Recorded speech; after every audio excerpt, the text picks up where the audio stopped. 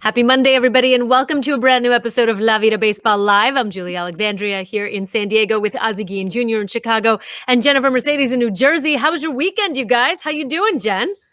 Good. You know, it's snowing again. So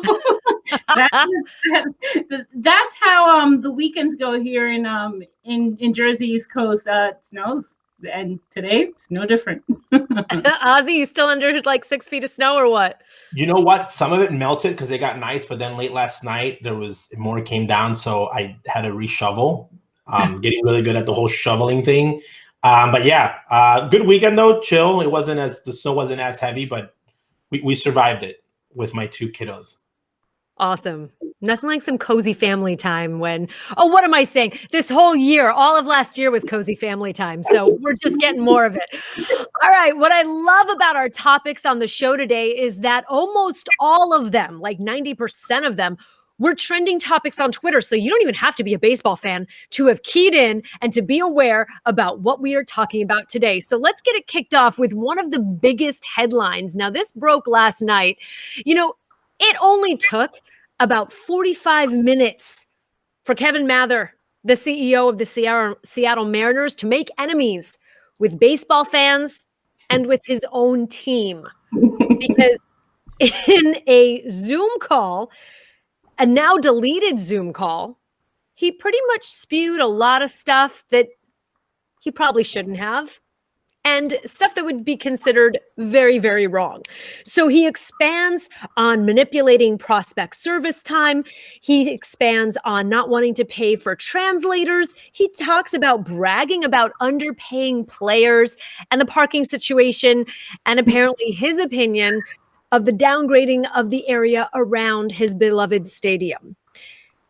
There were so many egregious claims on this call. I mean, at this point, how do you not think that any piece of recorded interview is not going to make the internet? I have no idea, but you can file this one under arrogance, right, Jen? So, I mean, I've actually heard from some people that he's pretty loose with the lips, and this is what I heard. So this is not something new. It's just that it's something that came out publicly as far as what he talks about. I think a lot of that conversation was something that you would have in private with your employees as far as what you're looking to change. I mean, Julie, like you said, there were so many parts of that conversation that I was just like, huh? Like you're saying this in public to people who are not part of the organization. And one of the things that he talked about as far as the translators and the English language for some of his players, for Julio Rodriguez, who was one who took it personally and tweeted about it. I thought that was a lot of fun as far as he goes. But one of the things that struck me with that is that this was a kid that in 2019 had completed his first full interview in English by himself, and he was so proud of himself that he said he was going to call his parents because he was so proud of himself that he completed an interview in English by himself. And then here you have somebody from your team, your own, like your president, saying, "Oh, his English is terrible." Like, really, like what a wah type of moment. Like, this is the type of dad that probably you get an A and he's like, "Oh, you should have gotten an A plus." You know what I mean? Like, I was really super annoyed at that part. But then another part that annoys me is like people who critique players for not speaking another language. I want to know how many language he speaks. All right, like that's what I want to know. So, Ozzie, your opinion, because I pissed me off. You know what? Have you ever guys watched the movie Liar Liar? Yeah. Yeah. He cannot say a lie, and he has right. to do everything.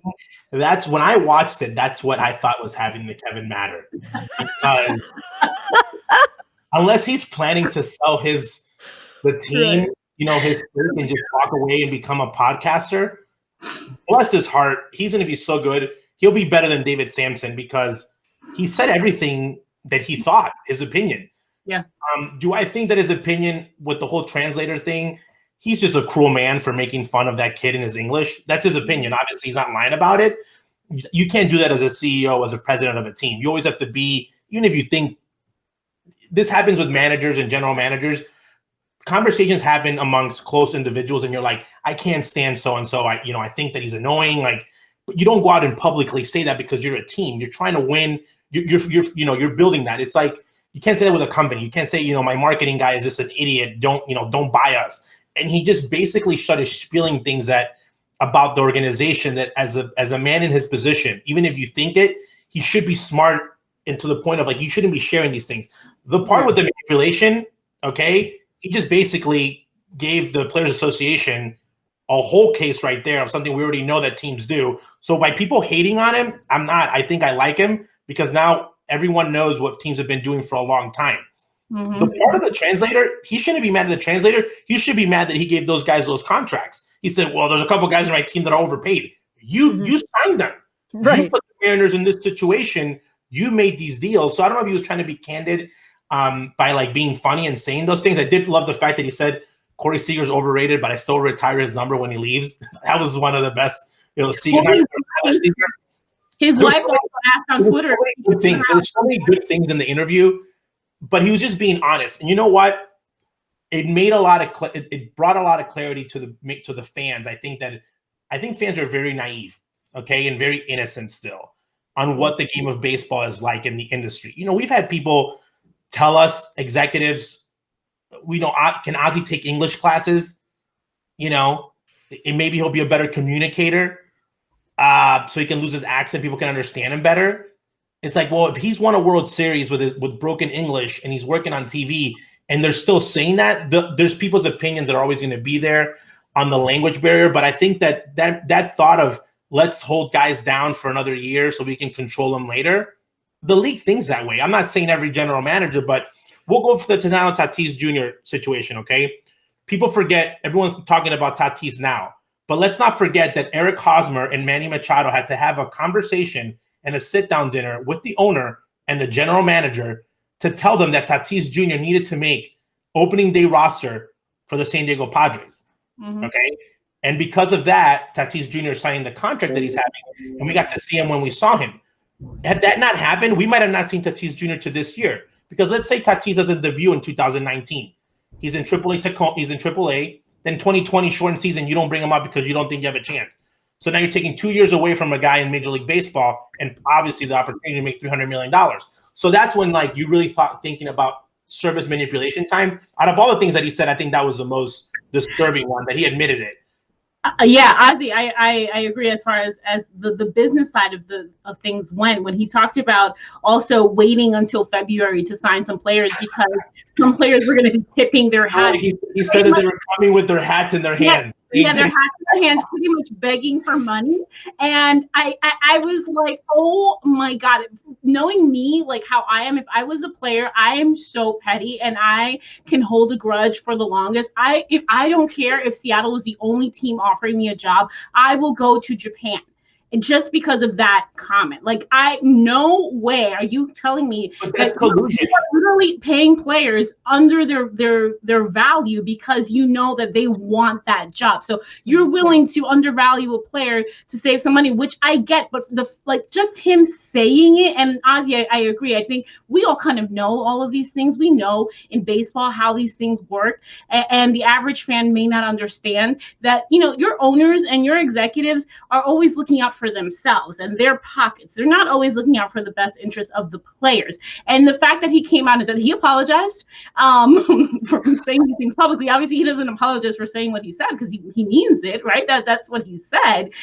He took full accountability. He said those were my opinions, though, but they were not reflective of the team, of the organization. So he did take all of the onus on himself. Yeah. And I respect that. And the part that it's interesting is because, and that's why I think the CBA is going to be so interesting, is because the Yankees are always going to spend. They've proven that to us. You got owners that like Mr. Cohen are coming in and they're excited. They're spending. They got the Padres. I still don't know how they're going to do it.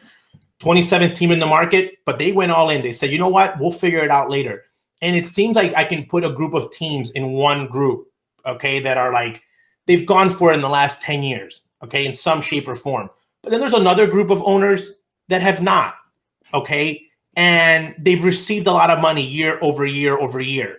And it starts becoming concerning of when are they going to compete? Mm-hmm. And the Mariners fall in that group. The Pittsburgh Pirates fall in that group. The Baltimore Orioles fall in that group of, you don't see change. You don't see them trying. You don't see them being like Kansas City, where they go and sign a Santana and they make a couple moves and they say, okay, we want to compete. These guys are literally, or the Indians, and Tampa, where they're trying to compete with their small budgets, but they're making moves. These are teams that are doing absolutely nothing. So it starts becoming a concern from a league standpoint. Are these guys just in it to have a team and basically make money and get money from other owners? And they don't have any opportunity. They're not even planning on competing in the next 5 years. That, to me, that's very concerning, because if I was an owner and I was Mr. Cohen and I was spending that much money and I was the Dodgers and I had to pay teams because I went over my limit, then I'd say, no. We need to have a minimum of, you need to spend X amount of money to be in our league, because he's literally lowballing and saying, I'm just going to go build a team off of guys that don't have a job, and I'm going to put 9 guys on the field, and it is what it is. If we win 100, cool. If we lose it, we don't care. We're still going to make money. That's not fair to the fans. That's not fair to Major League Baseball, and that's definitely not fair to the players, because you're lowballing them, and that's not cool. And you know what, what kind of made me sad was that there was a lot of good things that he said as far as the Seattle Mariners go and their program out in the Dominican Republic, as far as offering English classes, mandatory English classes, and mandatory GED programs, which is something that I have said all teams need to do. And for this, for them to do that, I think is a wonderful thing. I think that's such a positive that you're advocating for the education of these young players. And so I was like, oh my gosh, literally, we say, lo que hace con una mano se lo lava con la otra, because they're doing such good things. And then he says this, and it's like nobody even paid attention to that part of the conversation. But maybe he learned his lesson. I don't know. I don't know if he lasts much longer with the organization. He's already Rotary Club, though. Man, he went off like that in a Rotary Club. Imagine like a real, like a hardcore, like an owners meeting. Imagine what he's saying there. This is a Rotary Club. Right? That's right, because CEOs of teams, they have all of these obligatory meetings and outreach and community, chats that they have to do. And I just can't imagine what was going through his mind, that, just the sheer arrogance of it, that he thought he was in a safe place to be able to spout those things. Or maybe even worse, he doesn't think that any of those things are bad, or didn't until last night. And then he was able to then recant and say, you know what, I said some really ugly things. And you mentioned the whole thing about having a low payroll. That was one of the things that he touted as a great success. He said that the Mariners are in a better state than many teams after the 2020 season loss, because he said, hey, we didn't spend. We're still in the rebuilding process. We didn't have any big contracts. So we're in a better spot than many. And Julie, he even said that they got more than they deserved, probably. And I was like, oh, geez. It's like, you just want to be like, stop talking. He is hands down, after David Sampson, and that's why I love her show, this guy was not holding back. And it was cruel, though. And I'm being like, his players, I would not want to cross him, because I felt bad for the Latino player, because learning English for him is a big thing. And people get it confused about the translator. And I wanted to talk about this. There's players that don't want a translator, okay? They need to understand this. There's players that want to learn the language and do it on their own. Then there's players that are like, I do not care for English. I just want to play. I don't want to think about it. I want somebody to help me. Right. The fact that they don't have that option is my issue. Somebody in the game of baseball on a team that is responsible for helping the Latino players out, not a coach, not a uniform employee, somebody that can help them, not only on the field situations, but off the field situations. If it's, dealing with a lawyer, or dealing with, something that happened off the field, or dealing with the media. This is where my issue comes in. The Asian players had it for so long, and now this guy's like, we're overpaying them. And it's like, when you're looking at the salaries, it's like, it's brought another thing to light of, some players get taken care of better than others. And I know that they brought up the El Duque Hernandez one, but for many years, the only players that got interpreters were the Cuban players, because that was part of their contract. So I think that we learned from this is that we need to make sure that the option is there, but that there is players that are trying to learn English. And then when they do make a mistake, and when they do have a heavy accent, we can't critique them and we can't make fun of them, because they're really trying. And then for the other guys, we can't hate them. I don't hate on Vladimir Guerrero, because he was a guy that said, I don't care about giving interviews in Spanish or English. He just didn't like the media, in the sense that it wasn't his thing. Then you got guys like my father, who was giving interviews in English without even knowing how to say hi. So it's just whatever you feel comfortable with. I think that we need to respect that in the players and really find that out. But I feel bad for the kid, because, again, I think Jen said it best. It's like when you're doing really well and you bring an A to your dad, to your boss and he says, you didn't get an A+, you're still horrible. I feel bad for him because I think, how are you going to motivate that kid? If I was his manager, well, he did. He was now 100% even more motivated. I mean, he tweeted that guy's going to make so much money. He's going to be so much. But I'm saying, like, if I was like a coach or a manager, I would really want to have a conversation with him of being like, hey, don't let this guy bother you. You know, he's above our pay grade. And even as a coach, like if I was like a Latino coach, you know, I think of like, how good is my English? You know, because there's organization meetings. That's what I was thinking about. You have to give, and my father would have all these, he would feel nervous because when he was on the field, he felt very comfortable, I think, because he was wearing the uniform. But when he became a manager, he had to give these organization meetings. And that means that everyone in the organization is there, and you're talking in front of a PowerPoint, okay, and you're giving a presentation. And we know how hard it is to give a presentation in our own native languages. Imagine it in a language that's not your first language, and you're not used to doing that.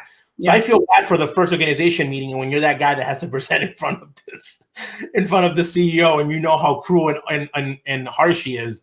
That's what I feel bad. I don't think that he's the way that he's going about his job is someone that, and these are the guys that are hiring people. And Ozzy, to that point, minorities in the game.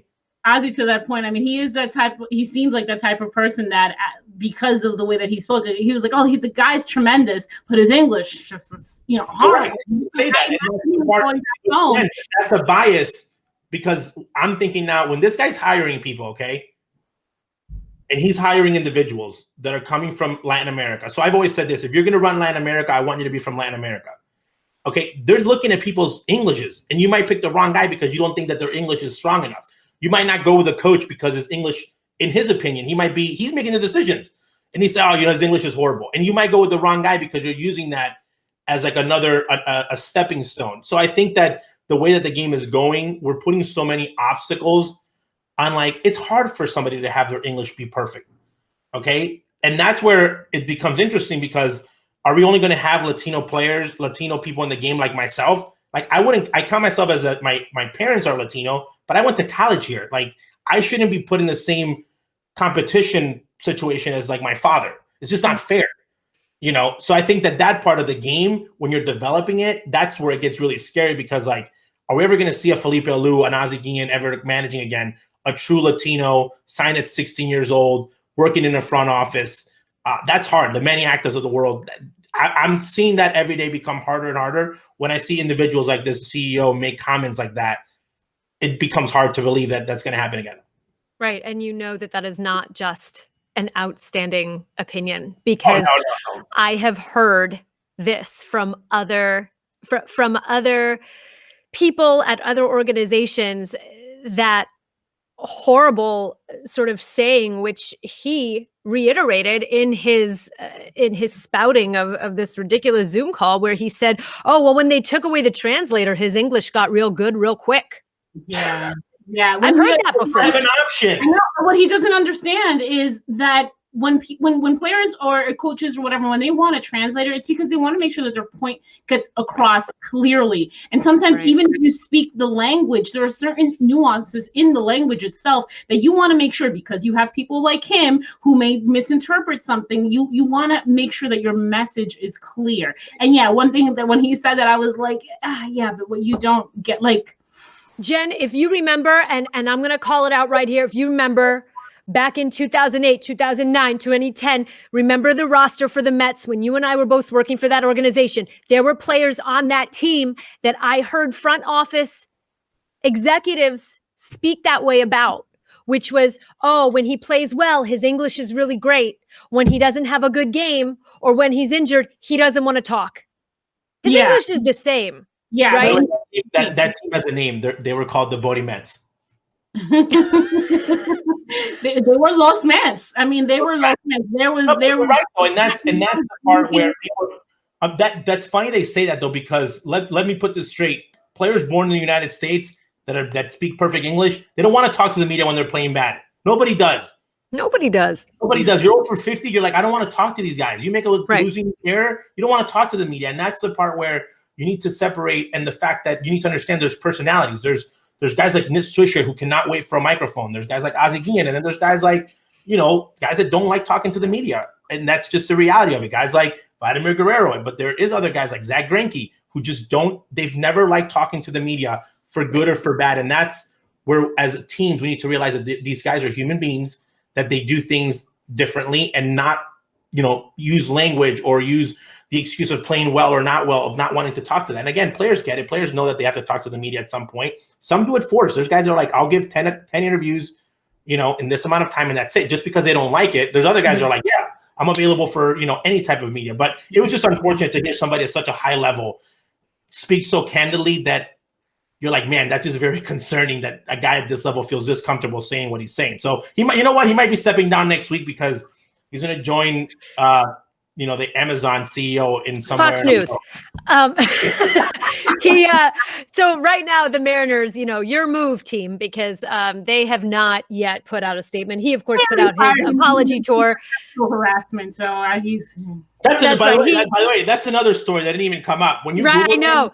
2018, he had allegations of sexual harassment. There was a settlement. This is not his first rodeo. Yeah. If the Mariners were looking for a reason to switch it out, to change it up, this is it. Your move, Pacific Northwest. And do it based on baseball.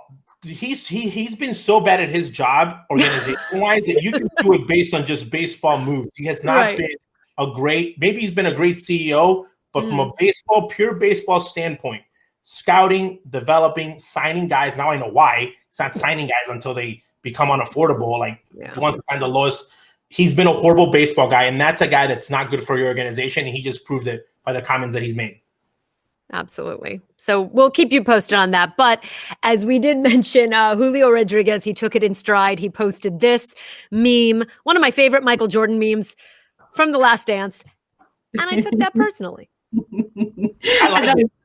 And by the way, the best part of this wasn't even the meme. I mean, the meme is spectacular in its own right. The best part was fans from other teams saying, hey, come to the Astros. Hey, come to the Dodgers. Hey, come to, and saying, listen, you're not appreciated there. Come on over to us where we will appreciate you. And I love that because you saw the fan support and they're not even Mariners fans. They may not even known who he was until this point. And they saw this. This is where you may want to thank him, right? Because now more people know who he is, know he is a top prospect for this team, and now maybe there will be more opportunities for him as far as sponsorship goes, and all those kinds of opportunities. So hey, kudos to him. Take it all in stride and let all of those good things come in from the negative. He has a good attitude, that's for sure. You want a guy like that on your team. All right, moving on. And kind of as a segue, MLB released their top 100 players. Some people took issue with this. We're going to get into it. MLB's top 10 players. Let's just start there. So MLB's top 10, right? I think we have a graphic for that. MLB's top 10. What sticks out to you here? Glaring, and a lot of people mentioned it. It's the first thing we noticed. Only 3 Latinos? Why if you count Anthony Rendon. Okay, but why is Anthony there though? Why is Tatis Jr. there? I want to find out. I would love to sit in a room and be like, guys, how are we building this list? Okay. Is this on future projections? Is it what the guys have done in the past, or is it what you did in this season? It has to be this season. It has to be this season. It has to be this season because what has Fernando Tatis Jr. done in the past? Okay, so Nelson Cruz should be a top 10. Where's Jose Abreu? Okay. Mm-hmm. If Freddie Freeman's on there, Jose Abreu's got to be on there. So like, why is the MVP of the year before not there? There's another one, and this is because he doesn't talk in either language. Where's Ramirez from the Indians? Mm-hmm. I need to go be his PR guy. This guy is the best player. Where's Lindor? So that's what I'm saying. Like, it's just, are they making these lists? And people, I think they don't understand at the station. And maybe it's because we're so passionate about the game. We don't throw out a 10-player list. We could do it for every show and just say, give me 10 names. And we don't just do it because I think it takes so much work and dedication. I really don't feel like these people that are at the station really take the time and say, hey, because people really take about this. And believe it or not, players get offended. Like if I saw Nelson Cruz at what number he was in, thank God that Nelson Cruz is not Ozzie Guillen or Ozzie Guillen Jr. I would have taken to Twitter and made it my vendetta to do it because and Jose Ramirez too, like they're not even considering guys on what they're doing. Some of the guys they got right, again, I still think that Mike Trout's, number one guy. But again, there's guys on this list that number one, they're too young to be on it. They might be on it later. But the Cody Bellinger one at 10, I'm like maybe 2 years ago. Anthony Rendon. I'm like, what? Oh, That was okay. random. No, I would have put Ramirez. So that's the part where you're looking at guys. Are you talking about the future? You're talking about the season. That's why I didn't like the list, to be honest. Yeah, I think maybe some of what goes into it is thinking marketability and guys who are doing things off the field as well as on the field, because all of those things do matter, right? When we take into account as far as the player as a complete package and what they bring to the table. And I think that Fernando Tatis Jr. brings a lot to the table when it comes to marketing and talent and who he is on that team, what he brings with that type of energy. But then again, it's like, well, Anthony Rendon, marketability wise, not much to say. They're a great player, but like, yeah, Ozzy, I agree. It's like, what were they looking at? Were they looking at numbers from last season, or was it a combination? Was it just a bunch of names in a bag? You're an Angels and you're in the top 10 with 2 guys, and you're that bad of a team. He must be an Angels fan. But let's take. Oh, it must be an Angels fan. I know, right? Where's Manny Machado? Where's Midge? I agree. Let's not forget, and this is something that I always ask myself whenever I read anything in the media, right, is consider the source. MLB Network, at the end of the day, is a TV station, right? They're in the entertainment business. This is their job. So, of course, they're not going to mention guys that the average fan, now they're not playing just to the fans that read Fangraphs. They're not playing just to the audience who knows what Elias Sports is. They're talking to a vast majority. And so they're going with the mean audience, the middle of the road audience that maybe watches a game here or there, but who will recognize, oh, Fernando Tatis Jr., I know who that is. If you list a bunch of guys that the average fan who, like I said, maybe catches a couple of games, doesn't even go to a game in person, they're not going to know. This isn't going to resonate with them. They want this to resonate. They want it to trend on social media. So, of course, they went with marketability. In my opinion, that had to be the reason. They went with whoever was a big name. You might be totally right. And again, I think that when we're looking, and that's why so many people are looking for outlets outside of MLB Network, because they're realizing that it is a marketability. They want to push certain guys. And you know what? I look at this list 2 ways. If you're on it, Mike Trout, he still knows that he holds the keys to the game. Mookie Betts is like, I want that spot. Okay, Tatis Jr., he has 2 ways to go. Either jump in the top 5 and prove yourself that you're worthy of being on the list, or we're going to say, oh my God, why is he even on the being considered? So those are the dangers. I think that's, if I'm on this list and I'm Anthony Rendon, I'm embarrassed.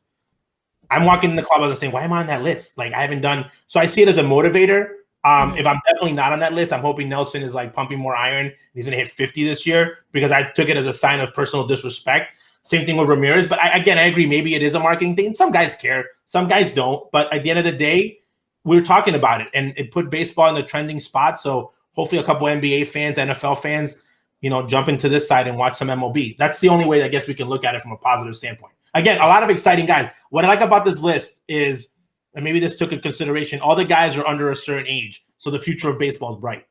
And also, we have to mention there were like 9 players from the White Sox, right? And I also believe 9 players from the Dodgers as well. 9 players from the White Sox, though, most of them being Latino. So kudos to the White Sox for having 9 players on this list, and 9 of your starting players, right? Too. I mean, so like this team, it leads to another conversation. But the White Sox, are they a team to beat? And we were talking about this before the show. Are they now hunting or being hunted? Oh, they're being hunted for sure. People didn't know who they were. They definitely know now. I think that when you're looking around that team, you're seeing the talent level that they have. And I think that basically gives you pressure of saying, okay, now we put the band together. Same thing with the Padres. I think the Padres last year was a lot of what ifs. This year you say, okay, this team needs to perform. So you're not thinking about, 80 games, 85 games is a good season. You're starting to think this is a 90-game team. And you start thinking they could be like the Dodgers. They could. And that's when you get – when you're a team that nobody thinks about you, you're like, oh, who's in town today? Cincinnati? And you're like, oh, okay. When the big boys come into town, even the bad teams are like, oh, next week we got the Padres, we got the Sox. Teams know. So that's where it changes a little bit. Same thing with Tatis. A lot of pitchers might have not known who he is now, him getting that money when they go through that scouting report. So that type of pressure. They know who he is. They'll know who he is. They'll be like, oh, home runs. That's the guy that hit, that's the guy that, got 14 million. So like, he must be good. Those types of things, when you become a popular team and you start getting that media recognition, that's one of the positives, but that's also one of the negatives is everyone starts, you're in that radar. Right. You're not just sneaking in. Ozzy, how long until the league adjusts to Tatis Jr.? You know what? I think that this is going to be probably his hardest year. Okay. This is going to be his sophomore year. He's going to be facing a lot of different pitchers. I think that for him, the key is going to be patience.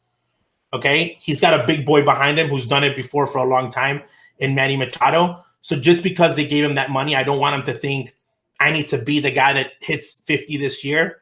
I just want him to continue his development and surpass Manny in 2 to 3 years. Maybe he does it this year. I don't want him to overpressure himself. I want him to just be the player that he is and let Manny be the guy that drives in 100 runs. Just play yourself, because I don't want him to try to overdo too much. Yeah. And then that's affecting his at bat. And this other thing, he might not get pitched to, because now they think about him. So it's like we call it the forcing 100. It's like you're trying to force yourself to drive in 100 runs. Just play your game, kid. And, just think I got paid for my glove, not my bat, and let him develop. I don't want him to be. And if he was on another team by himself, I would be really concerned. But he's got guys around him that could definitely protect him to take him to get him to that next level of top tier.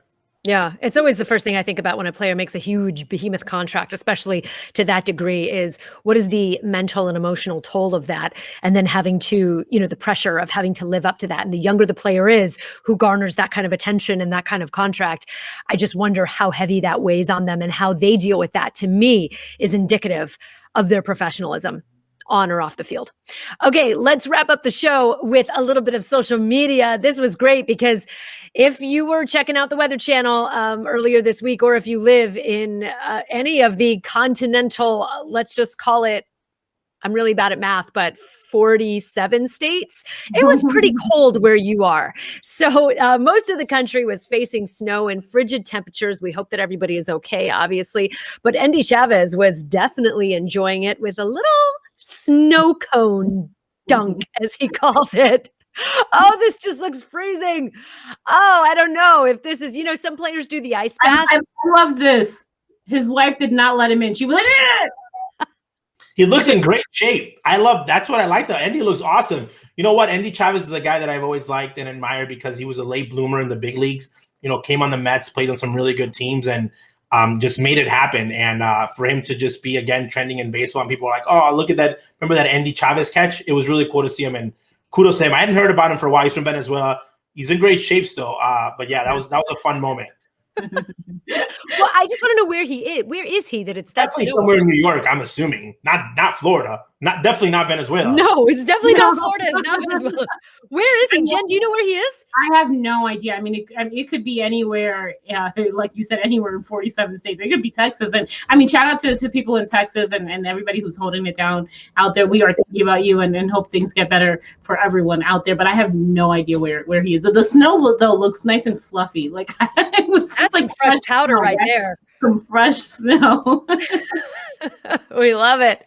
All right. Well, thank you so much for watching, everyone. Let us know, sound off in the comments on Facebook, on Twitter, Instagram. We always love to continue the conversation with you, the fans and the viewers, and let us know what you thought about today's topics.